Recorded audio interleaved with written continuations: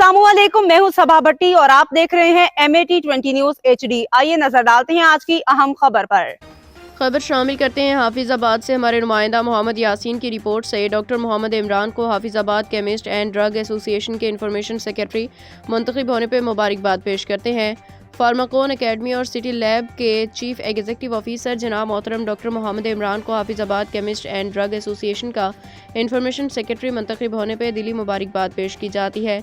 उनकी ये कामयाबी उनकी तिबी खिदमात, पेशा वराना काबिलियत और कम्यूनिटी के साथ मजबूत वाबस्तगी का मुबोलता सबूत है।